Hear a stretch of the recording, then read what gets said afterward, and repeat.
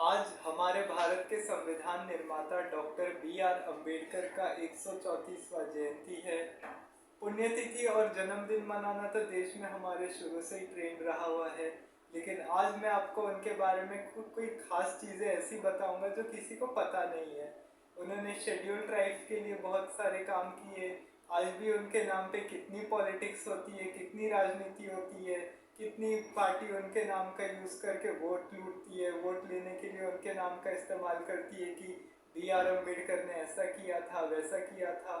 तो आज मैं आपको उनके बारे में बताऊंगा कि वो कांग्रेस में रहते हुए भी नेहरू के खिलाफ भी क्यों नाराज रहते थे, उनकी कौन सी पॉलिसीज के खिलाफ थे, वो सब जानकारी मैं आपको इस वीडियो में देने वाला हूँ। तो डॉक्टर भीमराव अंबेडकर का जन्म आज ही के दिन 1891 में मध्य प्रदेश के महू जिले में हुआ था। उन्होंने अपनी शिक्षा महू से, प्रारंभिक शिक्षा महू से ही की। उसके बाद लंदन जाकर इकोनॉमिक्स में पीएचडी किया, अर्थशास्त्र में। और वो इकोनॉमिक्स में पीएचडी करने वाले लंदन से पहले इंडियन स्टूडेंट रहे हैं, ये याद रखिएगा। लेकिन जब जब देश को आज़ादी मिल गई तो उसके बाद उन्होंने संविधान का प्रारूप भी दिया। उन्होंने हमारे देश का राष्ट्रीय चिन्ह जो है अशोक चिन्ह, उसे भी डॉक्टर भीमराव अंबेडकर के अनुसार ही दिया गया था, भीमराव अंबेडकर ने ही दिया था। डॉक्टर भीमराव अंबेडकर जब भारत का संविधान लिखा जा रहा था तो उसमें भी उन्होंने बताया कि देश को किस तरीके का संविधान मिलना चाहिए। वे संविधान समिति के अध्यक्ष भी रहे 1943 में। उन्होंने बताया कि देश के संविधान में क्या व्यवस्थाएं होनी चाहिए, ये सारी चीज़ें उन्होंने बताई। लेकिन जब भारत को आज़ादी मिली तो आज़ादी मिलने के बाद डॉक्टर भीमराव अंबेडकर पहली कांग्रेस सरकार में देश के कानून मंत्री रहे। कानून मंत्री रहते हुए उन्होंने देश के लिए कई काम किए, लेकिन वे आपको जानकर आज ये आश्चर्य होगा कि वो 1951 का जो पहला लोकसभा चुनाव था उसे हार गए थे। वे वे जवाहरलाल नेहरू की नीतियों के खिलाफ थे, जैसे धारा 370 और हिंदू कोड बिल जैसे कई कई चीज़ों पे उन्हें नाराज़गी थी, क्योंकि उन्हें मालूम था कि अगर ये सब चीज़ें अगर देश में लागू हो गई तो इससे देश में क्या नुकसान हो सकते हैं, इसके क्या परिणाम हो सकते हैं। 26 अगस्त 1954 को डॉक्टर भीमराव अंबेडकर ने राज्यसभा में कहा था एक बहस के दौरान कि भारत को पूरी तरह से घेर लिया गया है। एक तरफ पाकिस्तान और दूसरे मुस्लिम देश हैं, और तिब्बत पर चीन का कब्जा स्वीकार करके नेहरू ने एक तरह से तिब्बत पर स्वीकार करके भारत के लिए चीन का बॉर्डर एक तरीके से खोल दिया गया है। और उन्होंने आगे इसमें यह भी बताया कि अगर इससे भारत को खतरा नहीं है तो इसका मतलब ये नहीं हो सकता कि आगे भी इससे भारत को कोई खतरा नहीं होगा, क्योंकि जिसकी आदत आक्रमण करने की होती है वो कभी अपनी आदत को छोड़ता नहीं है। और इसी के बाद 8 साल के बाद कैसे चीन ने भारत पर हमला किया, पाकिस्तान ने देश पर क्या किया। जब भीमराव अंबेडकर नेहरू के हिंदू कोड बिल और धारा 370 लागू किए जाने के पक्ष में नहीं थे तो उन्होंने नेहरू सरकार से भी इस्तीफा दे दिया था, नेहरू की कैबिनेट से। और इसके बाद उन्होंने अलग पार्टी बना ली। इसके बाद जब उन्होंने अलग पार्टी बना ली, शेड्यूल ट्राइब नाम से एक अलग पार्टी बनाई, जिसमें उन्होंने देश के सभी लोगों के लिए, सामाजिक सुधार के लिए, सोशल वर्क के लिए और इकोनॉमिक्स के लिए, इंडिया की इकोनॉमी के लिए जैसे बहुत सारे काम किए, बहुत सारे सुधार किए। देश में संविधान के लिए उन्होंने बताया कि संविधान सबसे ऊपर होना चाहिए। उन्होंने लोकतंत्र के विचारों को बताया कि उनके जो भी विचार हैं आज के लोकतंत्र में, डेमोक्रेसी में किस तरह से जो क्या क्या होना चाहिए। सेक्युलरिज्म के लिए उन्होंने बताया कि जैसे देश में कई माइनॉरिटीज़ को जितना ज़्यादा प्रोटेक्शन मिलता है उतना और भी लोगों को मिलना चाहिए। वो यूनिफॉर्म सिविल कोड भी देश में लाना चाहते थे। जैसे यूनिफॉर्म सिविल कोड का मतलब ये होता है कि सभी लोगों पर एक समान कानून लागू होना चाहिए। कोई भी रिलीजन, कोई भी कास्ट, कोई भी इंसान, किसी भी धर्म, जाति, पंथ, किसी का भी हो, सब पे एक कानून ही लागू होगा कि किसी ने अगर कोई क्राइम किया तो उसे छोड़ा नहीं जाएगा। हर प्रॉपर्टी को लेके हो या शादी को लेके कोई चीज़ पे हो, सभी के लिए ये कानून बराबर होने चाहिए, सभी के लिए एक ही रूल होना चाहिए। इसे यूनिफॉर्म सिविल कोड कहा जाता है। तो डॉक्टर भीमराव अंबेडकर शुरू से ही यूनिफॉर्म सिविल कोड लाना चाहते थे, लेकिन लेकिन वो यूनिफॉर्म सिविल कोड तो लाना चाहते थे, लेकिन उन्होंने आरक्षण के लिए भी ये कहा था कि आरक्षण जैसे आरक्षण जिसको भी मिलता है, आजकल आपने देखा होगा कि आरक्षण के नाम पे भी लोग बहुत पॉलिटिक्स करते हैं।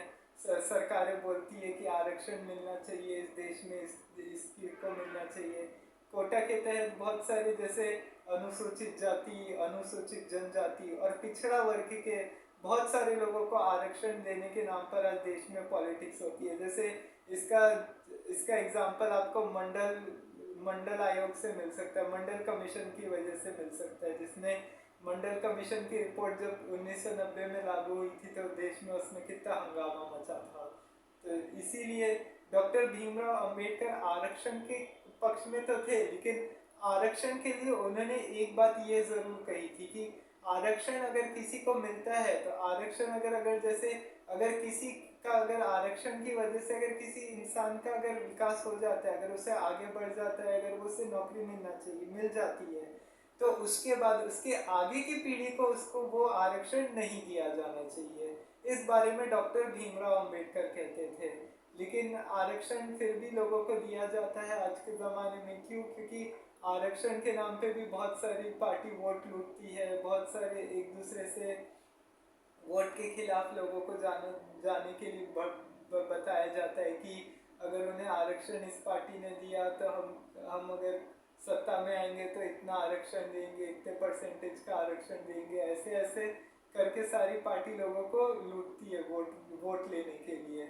लेकिन आरक्षण तो ऐसी चीज़ है कि आरक्षण के खिलाफ डॉक्टर अंबेडकर का ये कहना था कि आरक्षण होना चाहिए, ऐसा नहीं है, आरक्षण के खिलाफ बिल्कुल भी नहीं थे वो। लेकिन आरक्षण का उनका ये कहना था कि आरक्षण अगर किसी को मिलता है, अगर आरक्षण से अगर किसी को फायदा हो जाता है, तो अगर उसके बाद उसके आगे की पीढ़ी को वो आरक्षण नहीं देना चाहिए। साल 1946 में भी उन्होंने पार्टीशन के ऊपर एक बुक लिखी थी, जिसमें उन्होंने बताया था, हिंदुओं को भी ये आदेश दिया था कि अगर पाकिस्तान से अगर जैसे भी अगर पॉसिबल हो इंडिया आना तो आ सकता है, क्योंकि वो जानते थे कि देश में बंटवारा होने से कितने लोगों की जान जा सकती है और कोई पाकिस्तान में सही से नहीं रह सकता। इसी वजह से वो पाकिस्तान के से लोगों को बुलाने के लिए आदेश दे रहे थे कि ये बुक में उन्होंने आदेश दिया था कि जैसा भी पॉसिबल हो। उन्होंने कहा कि बंटवारा हो गया तो अच्छा हुआ, वो भी बंटवारे के सपोर्ट में थे कि अगर बंटवारा रुक नहीं पाया तो उसमें देश कुछ नहीं कर सका, लेकिन अगर वे चाहते तो उन्होंने बताया कि कैसे जिस तरीके से भी पॉसिबल हो उन्हें हिंदुओं को देश छोड़कर, पाकिस्तान छोड़कर हिंदुस्तान में आ जाना चाहिए, क्योंकि हिंदुस्तान में वे सुरक्षित रह सकते हैं। इस तरीके के डॉक्टर भीमराव अंबेडकर के विचार थे। 1956 में जब उनका निधन हुआ तो आज उनकी मूर्तियाँ बनाई गई थी, लेकिन वो मूर्तियाँ बनाने के भी खिलाफ थे। वो भी ये भी नहीं बोलते थे कि वे कभी उनकी मूर्तियाँ बनाई जानी चाहिए या ऐसा कुछ करना चाहिए। वो इसके खिलाफ भी थे कि मूर्तियाँ बनाने से कुछ नहीं होता। वे कोई मूर्तियाँ बनाने के खिलाफ रहते थे। जो 1956 में जब उनका निधन हुआ तो उनके निधन के बाद साल 1990 में उन्हें भारत सरकार द्वारा मरणोपरांत भारत रत्न से सम्मानित किया गया। तो आज की इस वीडियो में इतना ही। अगले वीडियो में आपसे मिलेंगे। तब तक के लिए जय हिंद, जय भारत।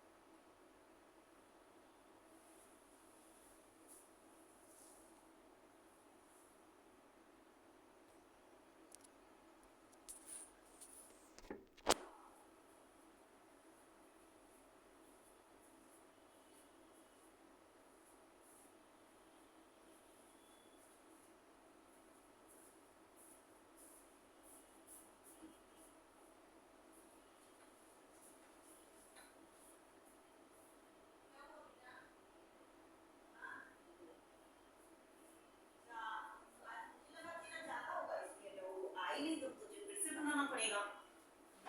तो बंद हुआ है थोड़ी ना, फोन तो चल रही है ना।